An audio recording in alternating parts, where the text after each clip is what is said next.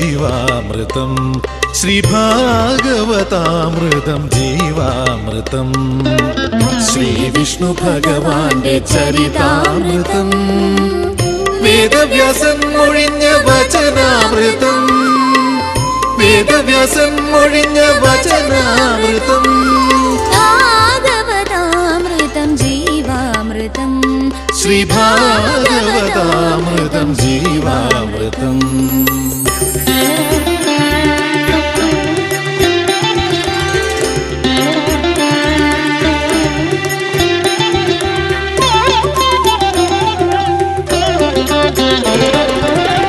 നാരായണ നമ നാരായണ ഹരി നാമം പരബ്രഹ്മജ്ഞാനാമൃതം നാരായണ നമ നാരായണ ഹരി നാമം പരബ്രഹ്മജ്ഞാനാമൃതം ഹരിനാമ സങ്കീർത്തനം പാടി ലോകത്തിൽ ഹരിയുടെ കരുണ കഥ പറയാം വൈഷ്ണവ വൈഭവ കഥ പറയാം ശ്രീകൃഷ്ണ കൃപാവര കഥ പറയാം വൈഷ്ണവ വൈഭവ കഥ പറയാം ശ്രീകൃഷ്ണ കൃപാവര കഥ പറയാം ഭാഗവതാമൃതം ജീവാമൃതം ശ്രീ ഭാഗവതാമൃതം ജീവാമൃതം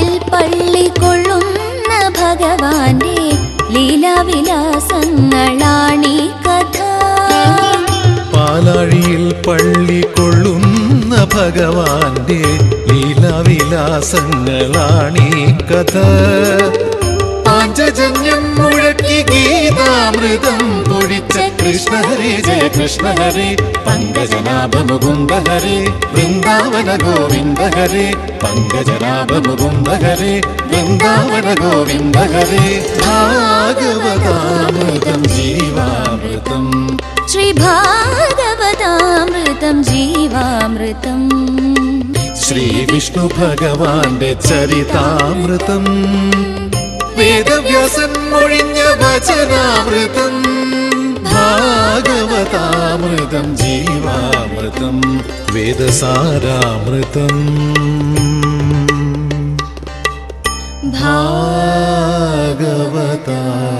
ഭാഗവതാമൃതം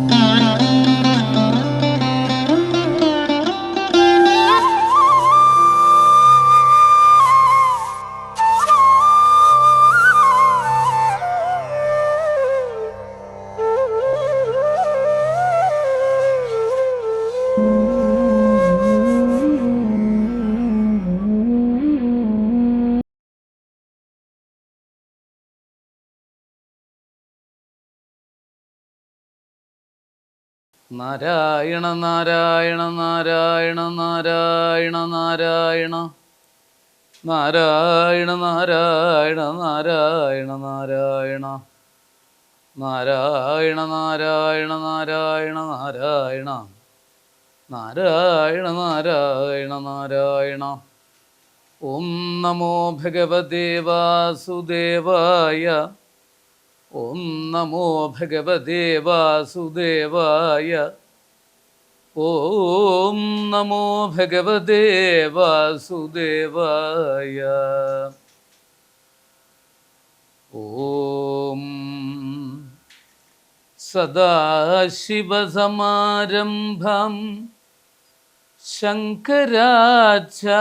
ശങ്കരാചാര്യമധ്യമാം അസ്മദാചാര്യപര്യന്താം വന്ദേ ഗുരുപരമ്പരാം ഏകദന്തം മഹാകായം തപ്തകാഞ്ചനസന്നിഭം ലംബോദരം വിശാലാക്ഷം വന്ദേഹം ഗണനായകം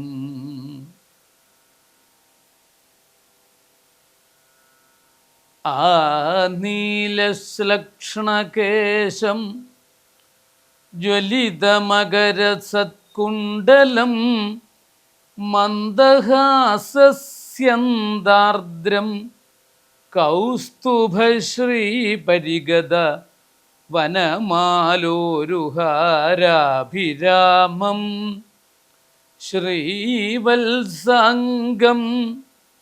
സുബാഹും മൃദുലസതുതരം കാഞ്ചനഛായചേലം ചാരുസ്നിഗ്ധോരുമംഭോരുഹ ലളിതപദം ഭാവയേഹം ഭവന്തം.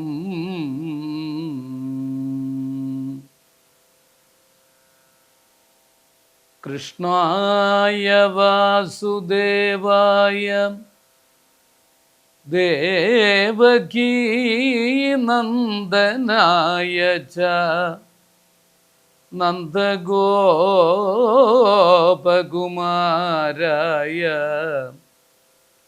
ഗോവിന്ദായ നമോ നമഃ. ഹരേ രാമ ഹരേ രാമ രാമ രാമ ഹരേ ഹരേ ഹരേ കൃഷ്ണ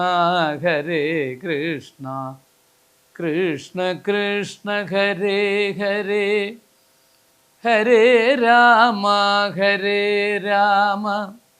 രാമ രാമ ഹരേ ഹരേ ഹരേ കൃഷ്ണ കൃഷ്ണ കൃഷ്ണ ഹരേ ഹരേ ഹരേ രാമ രാമ രാമ ഹരേ ഹരേ ഹരേ കൃഷ്ണ കൃഷ്ണ കൃഷ്ണ ഹരേ ഹരേ. ഐഹികമായ സുഖത്തിലഹോ കൃഷ്ണ അയ്യോ എനിക്കൊരു മോഹമില്ലേ, ഒട്ടല്ല കൗതുകമന്തരംഗേ കൃഷ്ണ ഓമൽ തിരുമേനി ഭംഗി കാൺമാൻ. കൃഷ്ണ ഹരേ ജയ കൃഷ്ണ ഹരേ ജയ കൃഷ്ണ ഹരേ ജയ കൃഷ്ണ ഹരേ കൃഷ്ണ ഹരേ ജയ കൃഷ്ണ ഹരേ ജയ കൃഷ്ണ ഹരേ ജയ കൃഷ്ണ ഹരേ. ധന്യാത്മാക്കളെ, സുഹൃത്തുക്കളെ, ഏവർക്കും സാദര നമസ്കാരം. ഭാഗവതാമൃതത്തിലേക്ക് ഏവർക്കും സ്വാഗതം. ഭാഗവതാമൃതത്തിൽ ഇന്ന് നമ്മൾ ദശമസ്കന്ധമാണ് അനുസ്മരിച്ചു കൊണ്ടിരിക്കുന്നത്. ദശമസ്കന്ധം വലിയൊരു സ്കന്ധമാണ്. ഭാഗവതത്തിൽ ശ്രീകൃഷ്ണ ഭഗവാന്റെ സച്ചരിത്രത്തിന് വേണ്ടി മാത്രം മാറ്റിവെക്കപ്പെട്ട ഒരു സ്കന്ധമാണ്. അതിൽ ഒരധ്യായം കൊണ്ട് അതിൻ്റെ ശ്രീകൃഷ്ണ അവതാര ഘട്ടത്തിലേക്ക് എത്തുന്നതിന് വേണ്ടിയുള്ള ആമുഖമായിട്ട് പറഞ്ഞു. രണ്ടാമത്തെ അധ്യായത്തിൽ ഇനി ഇതാ കംസൻ്റെ ദുർഭരണം അസഹ്യമാകുന്നു. കംസൻ സ്വയം അരിയിട്ട് വാഴ്ച നടത്തി സ്വയം തന്നെ മധുരയിലെ ഭരണാധികാരിയായി. നിലവിലുള്ള ഭരണാധികാരി ഉഗ്രസേന ചക്രവർത്തിയെ ജയിലിലടച്ച് പ്രലംബൻ, ഭഗൻ, ചാണൂരൻ, തൃണാവർത്തൻ, മുഷ്ടികൻ, അരിഷ്ടൻ, ദ്വിവിധൻ, പൂതന, കേശി, ധേനുകൻ തുടങ്ങിയിട്ടുള്ള മന്ത്രിമാരുടെയൊക്കെ സഹായത്തോടുകൂടി ഭരണം എന്ന പേരിൽ ദുർഭരണം നടത്തിക്കൊണ്ടിരിക്കുകയാണ്. ദുഷ്ടമായ കാര്യങ്ങൾ നടത്തിക്കൊണ്ടിരിക്കുന്ന ഒരു രംഗമാണ് പറഞ്ഞത്. ഏഴാമത് ദേവകീദേവി ഗർഭിണിയായിട്ടുള്ള സമയം. ഈ സമയത്ത് കംസൻ ചെയ്ത ദുഷ്ടകർമ്മങ്ങളിൽ ഏറ്റവും പ്രധാനപ്പെട്ടതാണ് 6 കുട്ടികളെയും, ദേവകിക്കുണ്ടായ 6 കുട്ടികളെയും കൊന്നു. ഇതൊക്കെ കഴിഞ്ഞ പാഠത്തിലൂടെ നമ്മൾ പറഞ്ഞു കഴിഞ്ഞു. ഹതേഷു ഷഡ്സു ബാലേഷു ദേവക്യ ഔഗ്രസേനിന. 7ാമത് ഗർഭം ധരിച്ചു. വിഷ്ണുവിൻ്റെ അംശമായ സാക്ഷാൽ അനന്തൻ തന്നെയാണ് ഇവിടെ കൃഷ്ണാവതാര കാലത്ത് ശ്രീകൃഷ്ണൻ്റെ ജ്യേഷ്ഠനായിട്ട് ബലരാമനായിട്ട് ജനിക്കാൻ വേണ്ടി തയ്യാറായി. ഗർഭോ ബഭൂവ ദേവക്യാ ഹർഷശോകവിവർദ്ധന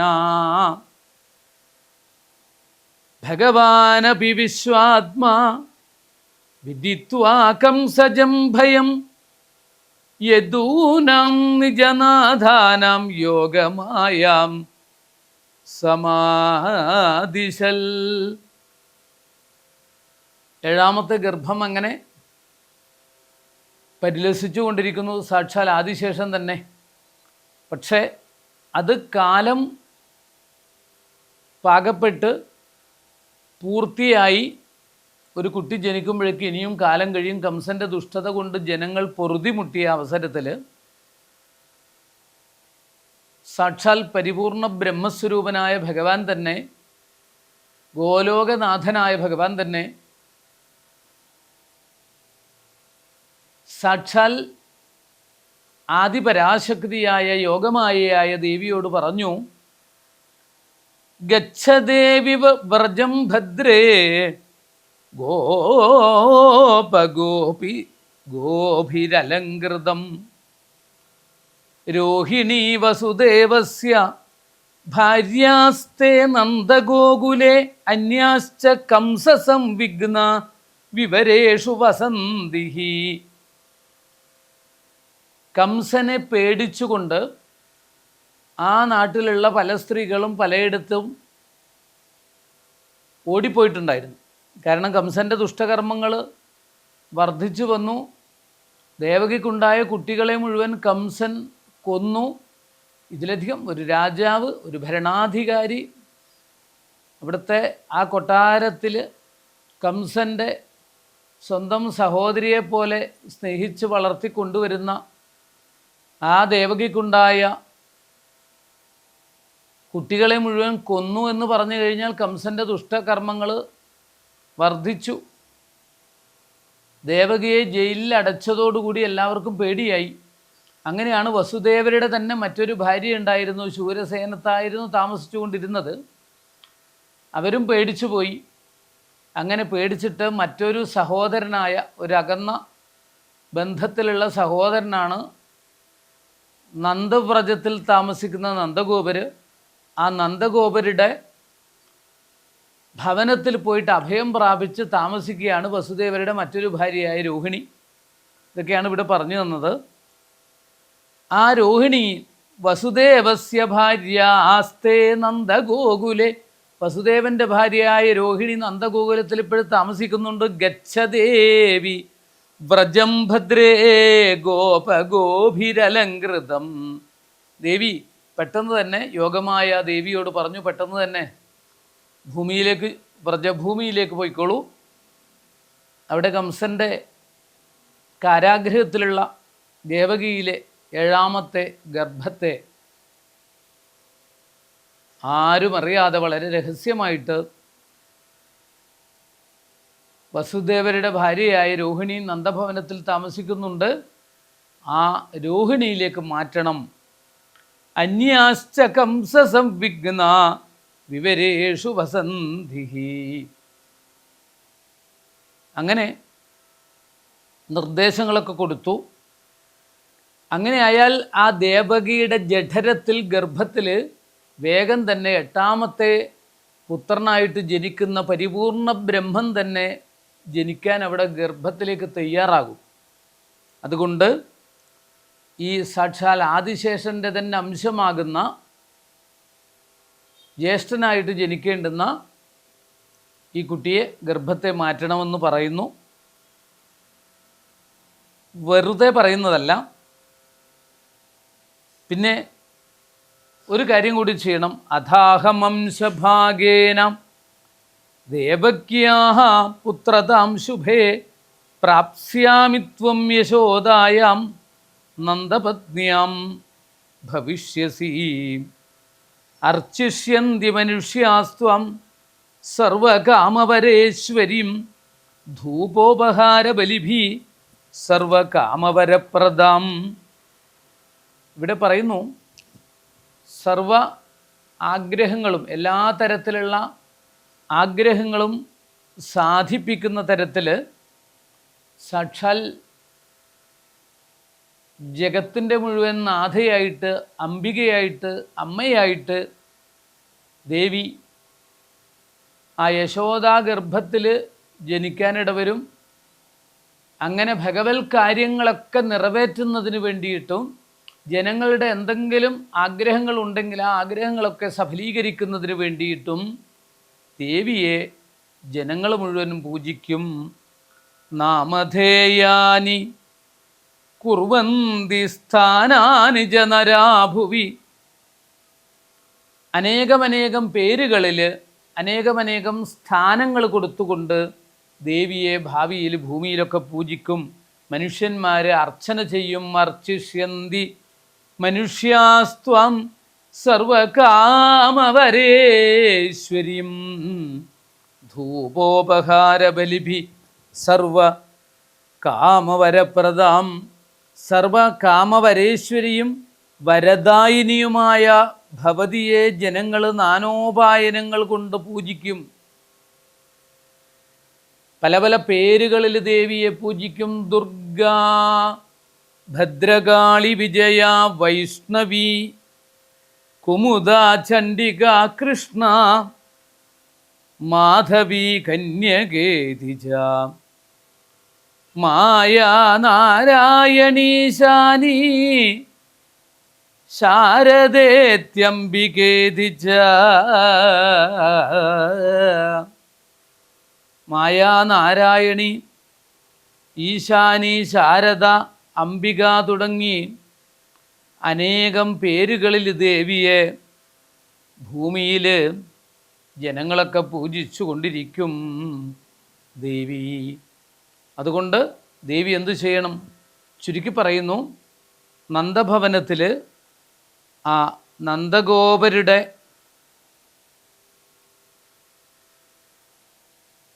ഭാര്യയായ യശോദയിൽ ജനിക്കണം, അതിനുള്ള തയ്യാറെടുപ്പുകൾ നടത്തണം എന്നൊക്കെ പറഞ്ഞു.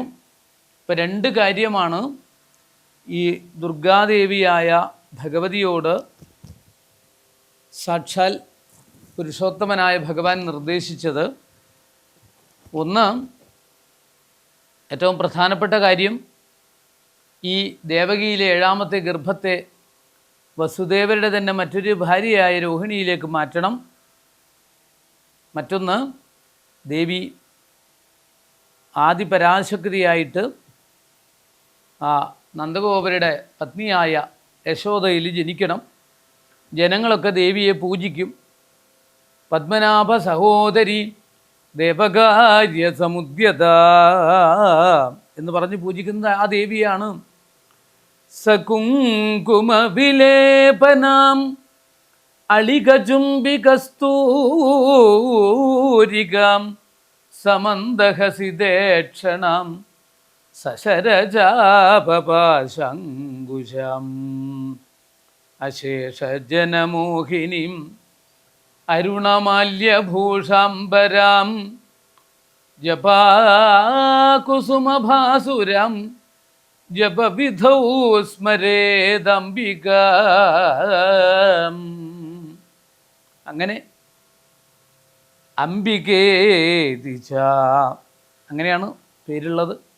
അംബികയായിട്ട് പല പല പേരുകളിലൂടെയും പൂജിക്കും. മായയായിട്ടും നാരായണി ആയിട്ടും ഈശാനി ആയിട്ടും ഒക്കെ ദേവിയെ ജനങ്ങൾ പൂജിക്കും എന്നൊക്കെ പറഞ്ഞു.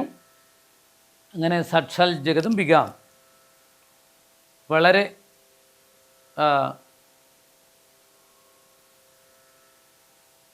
രഹസ്യമായിട്ട് ഗർഭസംകരിഷണം നടത്തി. വളരെ രഹസ്യമായിട്ട് ഉറങ്ങിക്കിടക്കുന്ന, കാരാഗൃഹത്തിൽ ഉറങ്ങിക്കിടക്കുന്ന ദേവകിയിലെ ഗർഭത്തെ വളരെ രഹസ്യമായിട്ട് രോഹിണിയിലേക്ക്, അമ്പാടിയിലുള്ള രോഹിണിയിലേക്ക് സംകരിഷണം ചെയ്തു മാറ്റി. അതുകൊണ്ടാണ് ഭഗവാന് സംകരിഷണൻ എന്നുകൂടി പേര് അറിയപ്പെടുന്നത്. ഏത് ഭഗവാന്? ബലരാമേട്ടന് അങ്ങനെ കൂടി പേരിൽ അറിയപ്പെടുന്നു. ഗർഭസംകരിഷണാത്തം വൈ പ്രാഹു സംകരിഷണം ഭുവി എന്നാണ്. രാമേതി ലോകരമണാൽ ബലം ബലവതുച്ഛ്രയാൽ, സകലരെയും രമിപ്പിക്കുന്നതിനാൽ രാമനെന്നും ബലോത്കർഷം കൊണ്ട് ബലനെന്നും അവൻ അറിയപ്പെടും. ദേവിയുടെ പ്രഭാവം അത്രയും വലുതായിട്ട് അറിയപ്പെടും എന്നൊക്കെയാണ് ഇവിടെ സൂചിപ്പിച്ചത്. അടുത്തതായിട്ട് പറയുന്നു, സന്ദിഷ്ടൈവം ഭഗവതാ തഥേത്യോമിതി തദ്വജ പ്രതിഗൃഹ്യ പരിക്രമ്യ ഗാം ഗദാതൽ തഥാകരുൽ. യോഗമായ ദേവകിയുടെ ഗർഭം ആകർഷിച്ചു കൊണ്ടുപോയി. അങ്ങനെ കൊണ്ടുപോയപ്പോൾ ഗർഭമില്ലാതായി. ചില ജനങ്ങളൊക്കെ അഹോ വിശ്രംസിതോ ഗർഭ ഇതി പൗരാ വിജുക്രുഷു, കഷ്ടം കഷ്ടം, ഇല്ലാതായല്ലോ, ആ ഗർഭം ഇല്ലാതായല്ലോ എന്നിങ്ങനെ നിലവിളിച്ചു. ചിലരാകട്ടെ സന്തോഷിച്ചു. നിലവിളിച്ചവർക്ക് ദുഃഖം കൊണ്ടാണ്, മറ്റവർക്ക് സന്തോഷം എന്താ? ഏഴാമത്തത് അങ്ങനെ പോയാലും എട്ടാമത് ഭഗവാൻ തന്നെ പെട്ടെന്ന് തന്നെ ജനിക്കുമല്ലോ എന്നുള്ള സന്തോഷത്തോടു കൂടി അവരൊക്കെ ആ പ്രാർത്ഥിച്ചു കൊണ്ട് കഴിഞ്ഞുകൂടി. അങ്ങനെ ഇരിക്കുന്ന സമയത്ത് ഭഗവാൻ വിശ്വാത്മാവ് സ്വകീയ മഹിമായോടുകൂടി, മഹിമകളോടുകൂടി വസുദേവരുടെ മനസ്സിൽ പ്രവേശിച്ചു. ഭഗവാനപി വിശ്വാത്മാ ഭക്താനാമഭയങ്കര ആവിവേംശ അംശഭാഗേന മന ആനഗദുന്ദുഭേഹേ.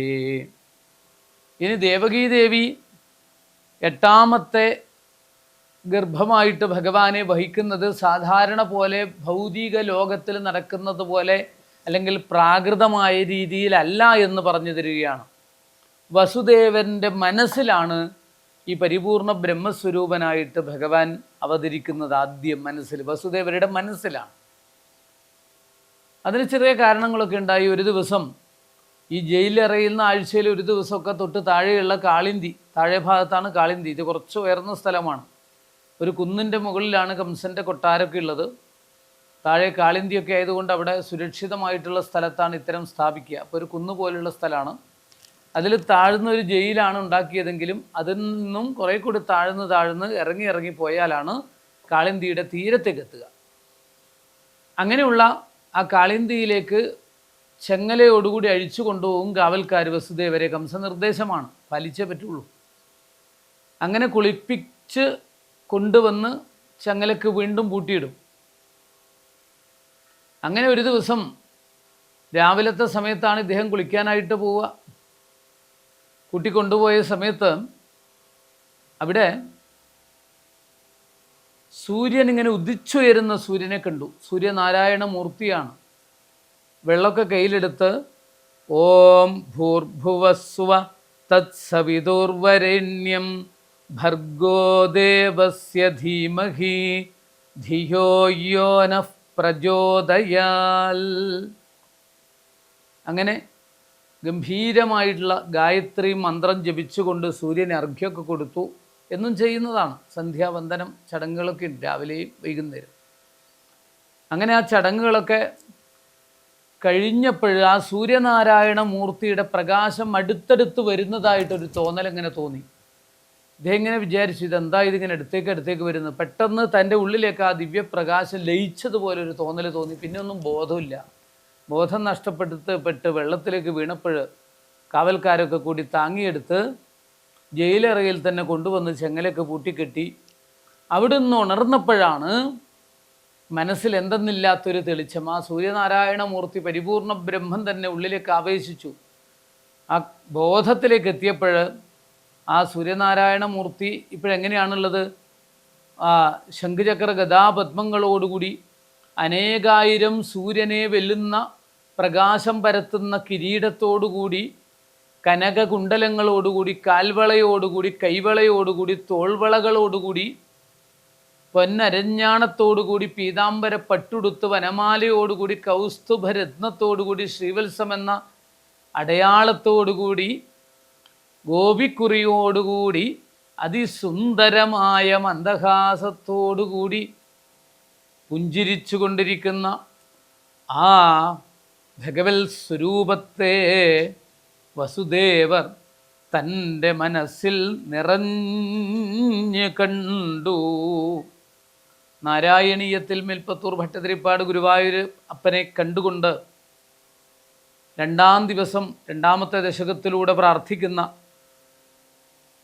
ആ രണ്ട് പ്രാർത്ഥനാ ശ്ലോകങ്ങൾ, ആ രണ്ട് സ്വരൂപ വർണ്ണനകൾ, ശ്ലോകങ്ങൾ, അതാണ് ഇവിടെയും വസുദേവരും കണ്ടിട്ടുള്ളത്.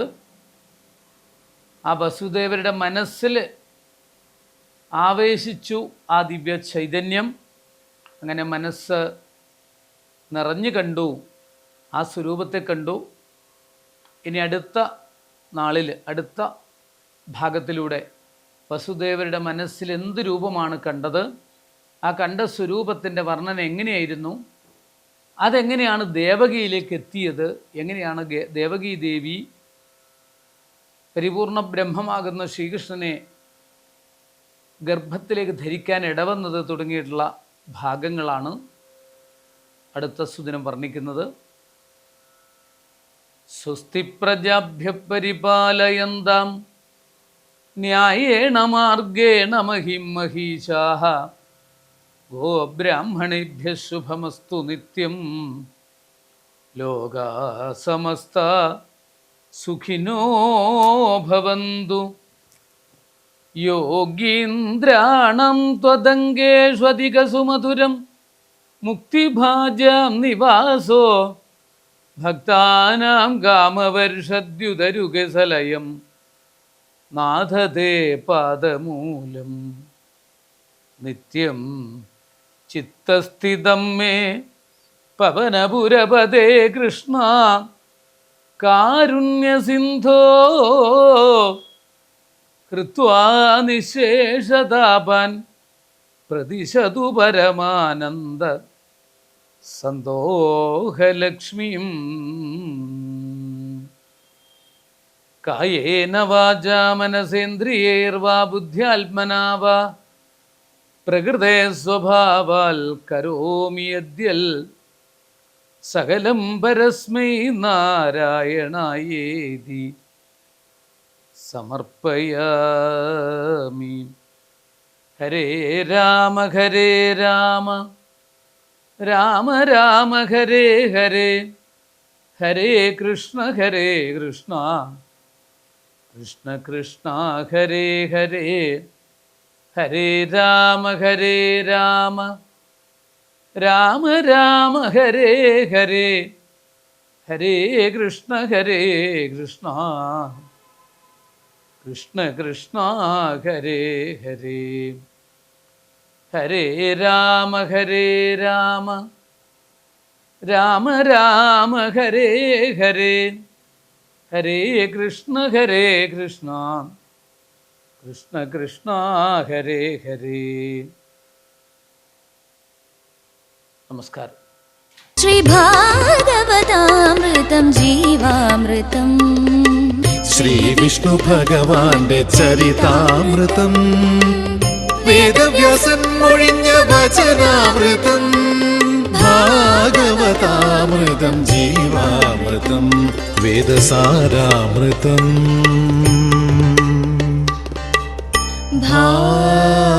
ഭാഗവതാ